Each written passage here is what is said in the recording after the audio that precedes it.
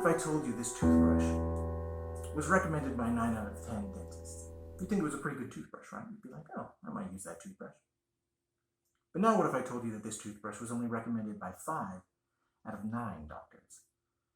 5 out of 9 dentists say, oh, sure, use that toothbrush. Would you really trust it? Would you really want to use a toothbrush that was only recommended by such a small percentage? I mean, that's only 55.6%. That's a failing grade in school, right?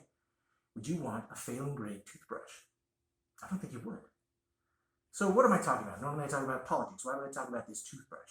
Well, this toothbrush represents a consensus that we cannot muster in the Supreme Court. So if you look at the Supreme Court, look at the history of the Supreme Court, many of the decisions, maybe the vast majority, have come down to a 5-4 split. Why is that? 5-4. Over and over and over again, 5-4 split. Now that the politics have changed a little bit, it's more of a 6-3 split, but let's look historically. 5-4 split. Why is that? Well, there are 2 big reasons. The first of which gets a fair bit of media coverage, and so I'm not going to talk about it that much here. But it's the political makeup of the court. Each of the Supreme Court justices was appointed by a specific president. That president vetted their background to see what their politics were, and they put them in that position knowing that there was an ideological bent. They wanted that person to have an ideological lens that they would focus and see things through. That's not great.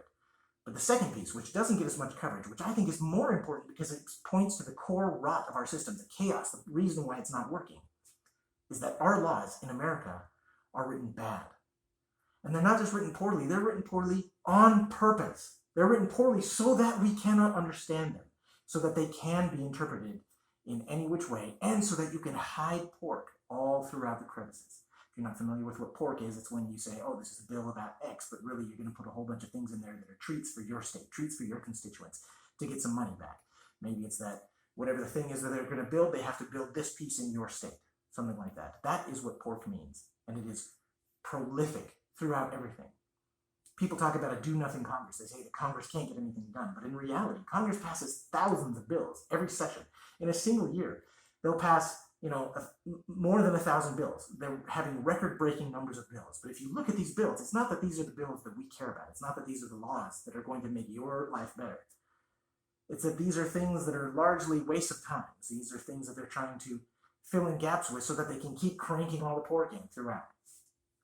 And even in the legislation that we do care about, the things that are really big, the things that are, legacy laws for presidents. You think about like the Health Care Act, the Affordable Health Care Act under Obama. It was just stuffed full of little bits of pork here and there, right? And that's because it's huge, it's massive, it has thousands and thousands of pages. And you and I can't read that.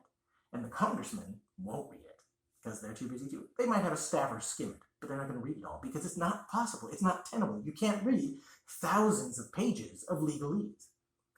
So what should we do about it? How can we fix this? How can we make it so that when something goes to the Supreme Court, if they look at the law and they try to interpret that law, they know exactly what that law means. And so then anything that they try to do that is outside of that law or outside of the Constitution is obvious bias, and we can then hold them accountable because we can say, you interpreted that wrong on purpose because it is so clear. Well, the obvious way to do that is that we have to serve as a check and a balance against Congress. That's right. People talk about the fourth estate being the press, right? You've got the executive branch, the legislative branch, the judicial branch, and then there's kind of the honorary fourth branch, which is the media, journalists. But there is a fifth branch, which is even more important. It is where all power comes from. All power is derived from this fifth branch, which is we the people. We the people have to serve as a check and a balance against them, which means we need to read these bills.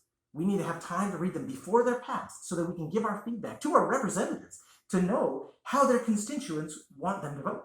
We need to be able to say, hey, Mr. Representative, hey, Mr. Senator, you are not representing me. I need to give you an informal poll to let you know that I don't like this. And the more people that write letters to their senators, the more people that write letters to their congressmen, call them up on the phone, the more they realize this. But right now it has to be proactive. We have to guess what the law is going to be. We have to tell them what we want, and then we have to hope that congressman has time to read the entire bill, see if it fits what we want, and then vote on it accordingly. And that's not happening. The system is broken. It is not working. We have to change that. So what I propose is that we need to make bills shorter. I know that this has been a subject of mockery for a long time. They're like, well, if we need to make it longer to make it work. We just have to make it longer to make it work. People mocked Herman Cain for saying that things had to be short. But he was right about that. Things need to be short.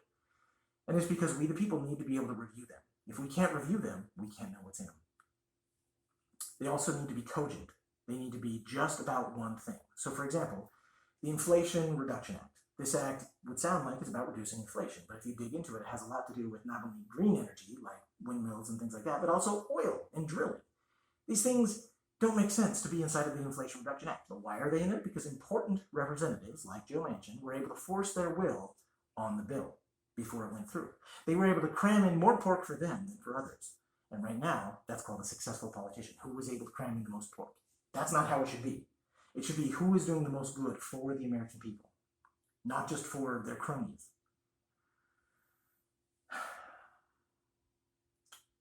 We have to be able to push back on our senators, on our House of Representatives, congressmen, to tell them that we want to be involved in the legislative process. And if they won't involve us in the legislative process, then we have to vote them out. Because the reason they're not involving us in the legislative process is because they want to bypass the will of the people to serve their own interests for their own reasons.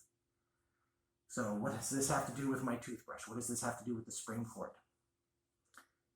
The Supreme Court is an interesting branch of government. It doesn't proactively seek out cases itself and bring them to the Supreme Court to say, oh, we want to rule on this. We want to make it go X, Y, Z. They just have to rule on what comes before them. And luckily they don't have to, but the tradition is that they have provided justification for why they vote a certain way. So when you have a 5-4 split, you can at least read the dissenting opinion, you can read the majority opinion, you can understand why they voted a certain way. But right now, they can kind of vote any way they want, because every single law, of which there are thousands and thousands and hundreds of thousands, we can't even count how many laws there are, every single law allows them the amount of wiggle room to do anything. You can justify anything when you have an infinite playlist of words to pull from. And that's what our legal system is right now. It is broken. It needs to be fixed. It needs to be simplified. And I suggest the way we do this not only is to contact our congressmen and our senators and tell them that we want to be involved in the process, but we need to push for an amendment, a constitutional amendment that defines what a law is. Now, I'm not saying I'm the dictator. I'm not saying I'm the only one that can define what a law is. But it needs to be defined. And we need to say that any law that doesn't meet that definition should immediately go away because it is now not constitutional. Now, I would propose that this amendment should include something about cogency of the law, that it should only be about one topic at a time, and that anything that's not about that one topic can immediately be line item vetoed essentially by the Supreme Court. I would also push that these laws be some level of short. Now, I'm not saying it needs to be like Herman Cain, where it has to be small bills and he only wants a one-page bill.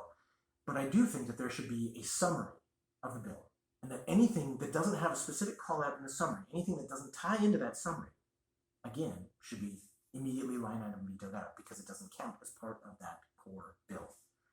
And we should be able to read the summary. The summary should be, a few pages. I don't care how we define it, but something needs to be defined so that we can get control over our chaotic legal system and actually know what is true or false. So here's a question for you. You've heard, I'm sure, many times that you commit felonies. I'm sure you do. I'm sure I do. I don't know what they are because I'm ignorant. But in America, ignorance is no defense of the law. So we're all felons? But keep this in mind. Those laws, if they were to go all the way to the Supreme Court, likely would end up in a 5-4 split.